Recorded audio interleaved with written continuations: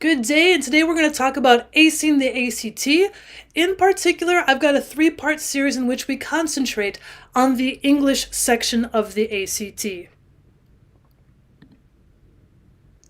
Well, what is the English section of the ACT?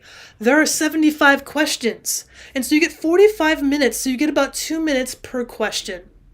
The English section of the ACT concentrates heavily on punctuation, grammar and usage, sentence construction, writing strategies, organization, and style of the writing. So if you're looking for, well, what are the down and dirty tips? What do I need to learn the most? The first thing you probably want to do is answer the questions in the order that they appear. Go and quickly look at the questions before you start reading so you know what you're looking for. And then quickly start skimming the passage. In those questions, now that you can start finding in the passage that you've skimmed where the answers might be, use your process of elimination, the Poe method, to start narrowing down your answers. And when all else fails, after you've skimmed the passage and looked even further for details, if you're still not 100% sure, guess and move on. There is no penalty for a wrong answer on the ACT, so you always want to answer every ACT question on any part of the test. So guess. And definitely guess and move on. Don't waste your time on a question you're not sure of. Go on and use your 45 minutes. Hopefully you'll answer other questions that you're more positive on. Now, the English questions are broken into 3 categories. First, you're going to have 10 questions on punctuation. Punctuation questions ask you to identify and correct any misplaced, misused, or missing punctuation marks. Now, the punctuation marks most commonly tested on the ACT are going to be the ones that are most commonly missed in the United States. Most of your questions are going to be on commas. However, there might also be a sprinkling of questions about apostrophes, colons, and semicolons. There will also be 12 questions on basic grammar and usage. Now, this usually targets a single incorrect word that violates a conventional rule of grammar. A lot of times, these are usually subject-verb agreements or pronoun and verb forms. Are you using a proper pronoun for the subject on hand? Are you using a proper verb form in its past, present, or future tense?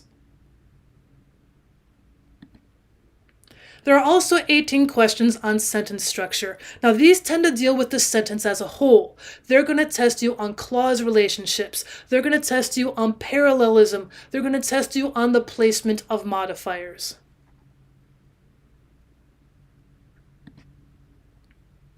Now, again, when it comes to these types of questions, you want to avoid the, well, that sounds good method. These tend to be trick questions. You also want to try to eliminate prepositional phrases from your sentences. Cut the fat. This will now put the subject and verb closer together, making it easier for you to identify the correct answer. Now remember, prepositional phrases a lot of times happen at the very beginning or end in order to define and describe. A lot of times you might also find prepositional phrases being surrounded by punctuation such as commas. Now, commas are used in 4 ways on the ACT. First, as I just said, around unnecessary information. Cut out those prepositional phrases. You're also going to see commas being used in between items in a list. You might also see them with a complete and an incomplete clause. If you see that, chances are there's some of your clause or parallelisms that you're going to have to fix. And then lastly, where they're supposed to be, commas are used before the fanboys, for, and, nor, but, or, yet, and so.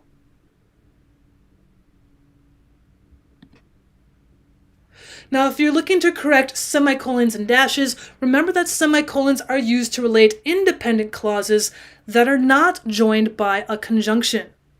And dashes are used to indicate an abrupt break in thought or to introduce an explanation.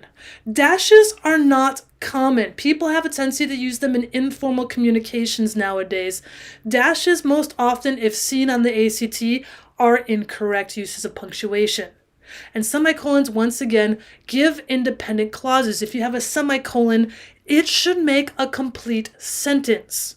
If there's not a conjunction, your fanboys that we saw on the previous page, if they're not there, the semicolon is correct. You've made a complete sentence. You might also be trying to correct apostrophes and colons. Now, apostrophes are used to indicate a possession or to mark the missing letters in a word. So an apostrophe is being used in a contraction. If you know your contractions, look for an apostrophe. They're also used to indicate possessions. So again, you're looking at who is possessing something else. Otherwise, apostrophes are not in use. Colons are also used after a complete statement to introduce a list of related details. Now, colons can be used for other things, but rarely. So only time you're going to see a colon likely on the ACT, you have a complete statement, you have a complete sentence, then you have your colon that is introducing a list.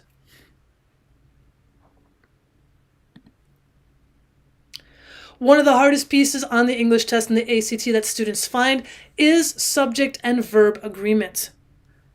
Often the ACT will put the subject at one end of the sentence and the verb at the other end. So this is where a lot of students are tricked. A lot of times there is unnecessary information between the subject and the verb.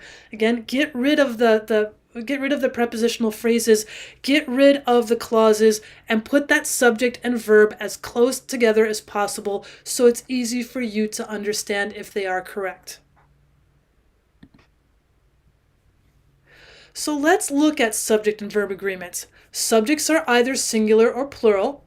Typically, but not always, if a subject ends in S, the verb will not, and vice versa.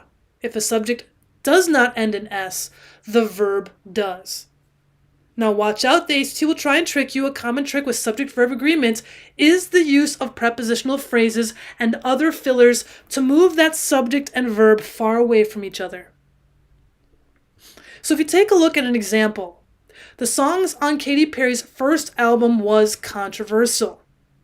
Well, if we get rid of the prepositional phrase on Katy Perry's first album, we still have a complete sentence.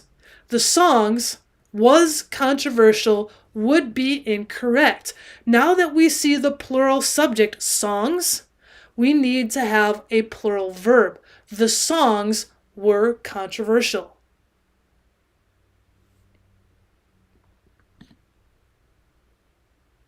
So let's check out another one. One of today's most popular and well-known pop stars are Katy Perry. First, eliminate your prepositional phrase. Cut out the fat. So we have our subject, one.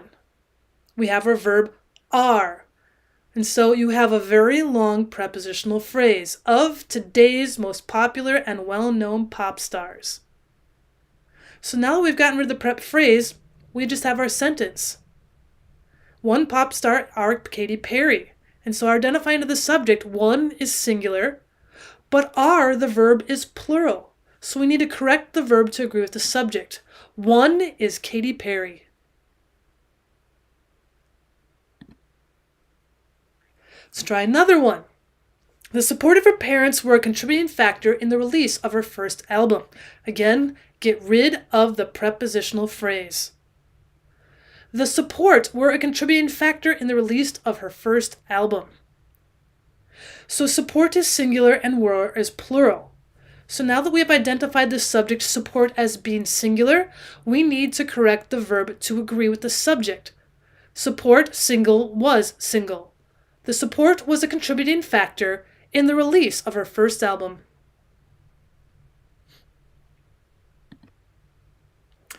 Let's try other examples. The few times that I've helped a friend with yard work has given me the joy of touching the soil with an open palm, to get the earth under my fingernails, of patting down the berm around a newly transplanted sapling. Now that we look at a particular example from the ACT, we do have to talk about how they like the answer no change. There will be times where you answer no change. It is not going to be the majority of the time. However, about a 1 in 4 or 1 in 5 chance, they do have a tendency to sometimes, not often, have a no change. However, that still means you should be looking at a subject-verb example where we're looking for the subject, is it singular or plural? Look for the verb, is it singular or plural? And so the underlined portion is the verb, is has given appropriate or not? The few times that I've helped a friend with yard work has given me the joy. The few times is plural, has given is singular. So we're going to have to fix that. It is not a no change. So if times is plural, I need to have a verb that is plural. The few times have given me the joy. Letter B would be the most appropriate choice here. Has gave and have gave are not appropriate because now you've got verbs that are not working together because gave would be past tense. Now, typically, if a subject ends in blank, the verb will not end in blank. So if the subject ends in S, the verb will not end with an S. Now, the ACT often tries to mislead students from the correct subject by inserting a blank blank between the subject and the verb. Those would be prepositional phrases. Cut the fat, get rid of the prepositional phrases, put your subjects and verbs as close together as possible, and it's going to make it easier for you to see which are singular and which are plural forms. Next, we'll move on to pronouns.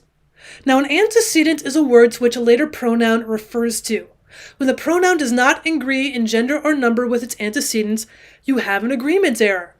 Maybe perhaps your subject is female and it's singular. Your pronoun is going to have to match. It cannot be plural and it has to be the same gender. So how do we go around our pronoun antecedent agreements? First, you need to find the pronoun. Once you find the pronoun, that should help you look back to find your antecedents. To whom or what does your pronoun refer? Next, determine if your antecedent is a singular or plural noun, if it's masculine or feminine or neither, and is it possessive or not possessive. Now, oftentimes the ACT will underline the pronoun, but not the antecedent. Now, alone, the pronoun may sound okay. It might sound well as being singular or plural, but if it does not agree with its antecedent, it's still wrong. And because they like to do this, the ACT is going to put in prepositional phrases and other fillers. The antecedent may be far away from your pronoun. Well, let's try it out. Again, there's our no change there. Again, those are not often. They can happen though, so be careful. A citizen can use their right to vote to change controversial laws. So we have the underlined pronoun of their. There would be plural, and it has no gender. So we look for the antecedent. What is it referring back to? Who or whom is there? Well, a citizen. That noun should be what the pronoun is matching to. However, a citizen is single and there is plural. So we're going to have to change it. A citizen can use his or her rights to vote to change controversial laws.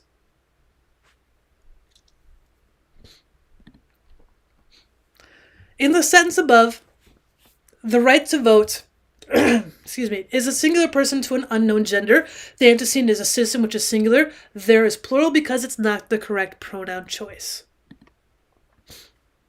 Now, when trying to figure out whether or not to use who or whom, try and insert the pronouns he or him. He corresponds with who. They're both subject pronouns. Who is Bella's true love? He is. Now, whom corresponds with him since they're both object pronouns. To whom will she give her heart? She will give it to him. So if you're having problems deciding when do I use the word who, when do I use the word whom, who is a subject pronoun. Use the word who as a subject. Who is Bella's true love? He is. Whom is an object or in the predicate. Do not use whom as a subject. It belongs after the verb. To whom will she give her heart? She will give it to him. All right, let's try pronoun antecedents. Whether it's bright and jaunty or haunting and melancholic, the music of the Andes Highlands has a mellow sound unique in the musical world. So we have the word its underlined for its pronoun. Now we have to find the antecedent. And I've highlighted the word music for you. The music of the Andes Highlands. So yes, we're talking about it being plural, but it has this generalized form, the music of the Andes Highlands. And so we have music being singular. However, we have our choices here with it being contractions and with it being possessive. So we don't want to use it apostrophe s, letter C, because that's a contraction. So when we look at the possessions of their and its, we're going to use the its with the possessive letter D. Whether it's bright and jaunty or haunting and melancholic, the music of the Andes Highlands has a mellow sound unique in the musical world. Next, we'll look at modifier agreements. Modifiers come in two forms and must agree with the word that they're describing. There are two types of modifier agreements. The comparative, which compares one thing to another, and then the superlative, that tells you how one thing compares to everything else. So comparative is one to another one. Superlative is one to everything. Let's try an example. The Andean panpipe has its origins in the Incan civilization, once the more richer and more powerful empire in South America. So when we look at the Andean panpipe, we have one particular piece. What is it being compared to? Once the more richer and more powerful empire in all of South America. So this is supposed to be superlative. So if it's superlative, more richer and more powerful is not one comparing to one other, but everything. So we need to change this from once the more richer and more powerful to once the richest and most powerful empire in South America. Letter C is your correct answer. Thanks so much for stopping by to start off on the English portion. Next time in part 2, we'll start checking on parallelism, and in part 3, we'll move into sentence structures. As always, please subscribe to our Learning Language Arts channel, and thanks for watching.